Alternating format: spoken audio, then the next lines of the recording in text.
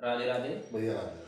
हम आपसे एक बात बताना चाहते हैं। जो अभी पिछले समय में जो वीडियो आया था जी। उस पर यह बताया गया है कि गाय को रखने वाले यादव नहीं शूद्र हैं, वो क्षत्रिय नहीं हैं। और दूसरी तरफ ये बता रहे हैं गाय के अखिलेश शूद्र है, इसलिए हमारे मुख्यमंत्री जो अखिलेश जी हैं वो शूद्र हैं, इसलिए योगी जी ने जो गद्दी पर बैठे थे उसको गोमूत्र से धुलवाया है। तो इस बारे में आपका क्या विचार है? ये क्या आप सिद्ध करना चाहते हैं इन बातों से? क्या बताना चाहते हैं हमारे समाज को जो हम लोगों के बीच में ऐसी गलत बात फैला रहे हैं? तो इस बारे में आपका क्या विचार है वो थोड़ा दर्शाएं। हमारे दर्शकों को हमारी तरफ से प्यार भरी राधे राधे। और संजय भैया जी जी जो आपने योगी जी की बात की है, माननीय अखिलेश जी की बात की है जी और उनके बीच में गौमूत्र की जो बात रखी है जी तो गाय हमारे हिंदू धर्म में जी यानी कि आज से नहीं, आज से ऋषि मुनियों में जी और वो हमारी गौ माता है जी। और अगर उसको रखने वाले या वो तो उन्होंने बता रहे हैं कि योगी जी ने कुर्सी लगवाई जी बाकी तो बात ये रही है कि वो हम लोग उसको पीते भी हैं जी। तो हमारा तो कहना है एक ये है कि गाय का गोबर हुआ या गौमूत्र हुआ,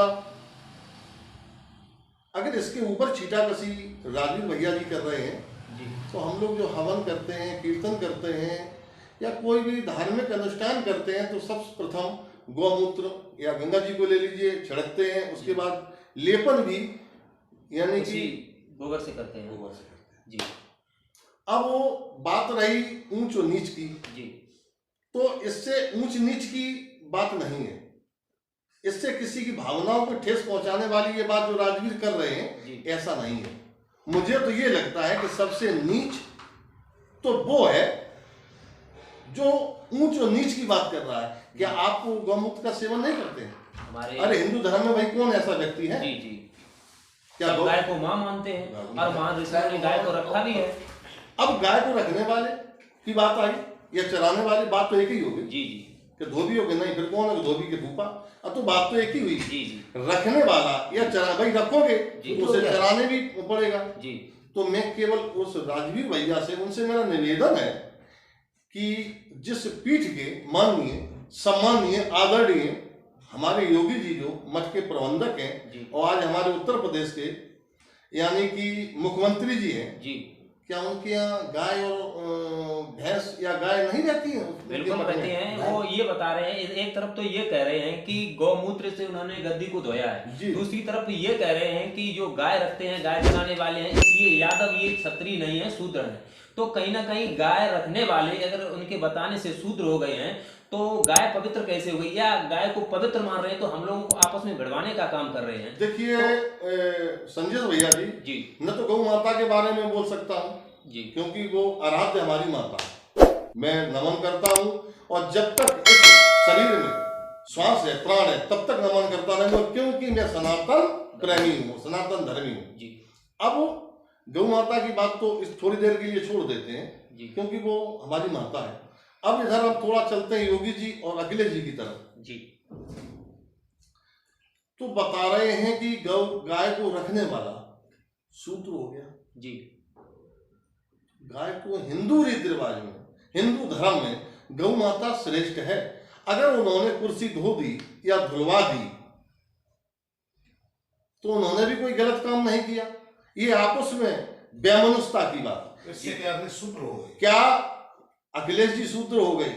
क्या मठ में गाय नहीं है? अगर गाय है तो फिर योगी जी स्वर्ग कैसे हो गए जी? जैसे कोई चीज गंदी जब हो जाती है तो उसको धुलना तो स्वाभाविक बात है, तो उसे गोमूत्र को हम लोग पवित्र मानते हैं, उससे धो दिया तो इसमें क्या बात हो गई? नहीं, तो योगी जी ने कोई गलत नहीं किया भाई। वो मठ के संत हैं, मठ के प्रबंधक हैं, हमारे धर्म के मसीहा हैं, धर्म के एक संचालक हैं जी।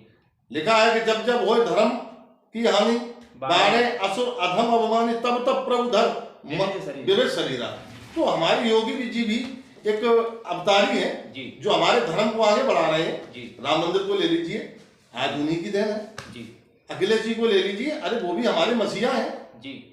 अरे उधर भगवान कृष्ण थे जी जी, तो इधर भी मेरे तो यही मानी चलिए कि अगर मैं हमारे पूर्वज हैं, पूर्वज तुलना भगवान कृष्ण की तो नहीं ले सकता हूँ, क्योंकि वो 16 कलाओं से, लेकिन नहीं, मैं अखिलेश जी को भी नमन करता हूँ, वो भी हमारे एक मसीहा है जी, बिल्कुल। तो राजवीर जी की बात मेरी समझ में नहीं है, क्योंकि जात पात ऊंच नीच भावनाओं को ठेस पहुंचाने की बात है। बिल्कुल, हम सब लोग मनुष्य जात है, हाँ, आपस में सब लोग भाई भाई हैं। भाई भाई, बिल्कुल, ये उनकी बहुत ही गलत बात है। जी। और ऐसी मैं बार बार उनसे निवेदन, रिक्वेस्ट, मेरा निवेदन उनसे फिर है कि भाई वो इस तरीके की किल पे मत डालें, क्योंकि ये बात अच्छी नहीं होती है। समाज में किसी की भावनाओं को ठेस पहुंचाने वाली वो बात न करें। जी, हमारे समाज में तो ये है कि लगा सको तो बाग लगाओ, पर आग लगाना ना सीखो। लेकिन आपके समाज में, या आप बुद्ध धर्म को मानते हैं या किसी भी धर्म को मानते हैं, तो आपकी किस पुस्तक में ये लिखा है कि आप आग लगाने का काम करें? देखिए, नीच की कोई जात नहीं होती है। बिल्कुल बिल्कुल, नीच व्यक्ति की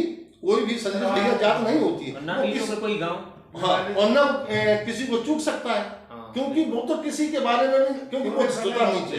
अगर एक उंगली हम सामने वाले की तरफ करें तो 3 उंगली संकेत हमारे बारे में करती हैं कि इसका मतलब हम स्वतः उससे 3 गुना ज्यादा गलत है जी। तो जो खुद नीच है, तो उसे दूसरे को नीच बताने में, दूसरे को उंगली करने में, उंगली उठाने में उसे कितना समय लगेगा जी, समय लगेगी उसे।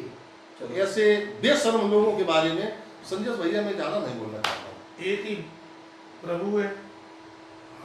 वाल्मीकि जी को ले लीजिए जी, उन्होंने रामायण का संशोधन, मतलब रामायण की उत्पत्ति की जी। आज पूरा भारत, पूरा विश्व उनको नमन करता है जी। तो आदमी जन्म से नहीं, कर्म से महान बनता है जी। भाई, जन्म आपका किसी भी जात में हो सकता है। जैसे रावण को मान लीजिए, भाई एक ब्रह्म द्वितीय नास्ति, बिल्कुल, सबका परम पिता परमात्मा संजय भैया एक है जी। और जब एक ही धर्म है, ऊपर से व्यक्ति जब आता है जी, तो वहाँ जात पात का कोई भेद नहीं होता है, नहीं, सबका खून एक है, एक जात, एक धर्म, यहाँ एक ही परमात्मा है। यहाँ आने के बाद फिर क्या करता है कि वो कर्म के हिसाब से, अब जैसे यही राजवीर भैया कर्म किसके कर रहे हैं हमें आप बता दीजिए, ज्यादा क्या बोलूं, बार बार इन्हीं के बारे में बोलना पड़ता है। हमें तो इनके कर्म सबसे ही नीच लग रहे हैं, नीच से भी नीच, इनकी कोई जात ही नहीं, इनकी कोई जाति नहीं। अरे भाई, किसी को तो मानो, किसको आप मान रहे हैं मुझे बता दो। और जिसको मान रहे हो वो आया कहाँ से, किसने उसको भेज दिया और उसने कहाँ कह दिया कि आप किसी के बारे में? मैंने पहले क्लिप में बोला है कि भाई मुझे सृष्टि की संचालन जब से उत्पत्ति, मान चलिए हमारे किसी भी देव को ले लीजिए, आत्मचिंतन किया है, मान लो बुद्ध को ही ले लीजिए, भगवान कृष्ण भर कह रहे हैं गीता में कि मुझे तत्वदर्शी पसंद है, तत्वदर्शी। इधर भगवान बौद्ध जी को ले लीजिए, उन्होंने भी आत्मचिंतन किया, तत्व का मनन किया जी। और मैं राजवीर जी से फिर ये दोबारा कहना चाहता हूं कि बाबा हरिदास जी लिख के दे रहे हैं कि मूलाधार चक्र साल नाभि का मथन कर, बंक नाल बैन कला गगन में लगाई जा, खोज खोज सुवंग ब्रह्म, ब्रह्म के अगार उचल, सत्य लोगवान ने अक्षर में समाय जा। संजय भैया आगे है परम धाम, अक्षरा अतीत जान, बेन के दस खंड, ध्यान ऊपर को लगाया जा, और ताव के अंगार निराधार मेले फेंक दे, तब कहीं निराश में निर्वाण गत पाए जा। अरे तुम इसका खंडन करके मुझे दे दो, धर्म की तो बहुत बड़ी बात है, भगवान कृष्ण की तो बहुत ही बड़ी बात है, मुझे इस कुंडलिया का अर्थ लिख के दे दो, नहीं तो जब चाहे तब आमने सामने बैठ लें, मैं उनके अंगूठे डालूंगा, सिर्फ इस कुंडलिया का अर्थ दे दे मुझे कि इसका अर्थ क्या है, ये भाव क्या है, ये किसको प्रेरित कर रही है। अरे भाई, चीटा किसी तो किसी के ऊपर हम कर सकते हैं, अपना मुंह है ना। अरे जो अपने आप का ही नहीं है वो किसका होगा? कहने से क्या हो सकता है, कोई कह दे कि यहाँ से दिल्ली फूस है तो क्या वो फूस हो गया? टिप्पणी तो हम किसी के बारे में कर सकते जी जी भैया राजा।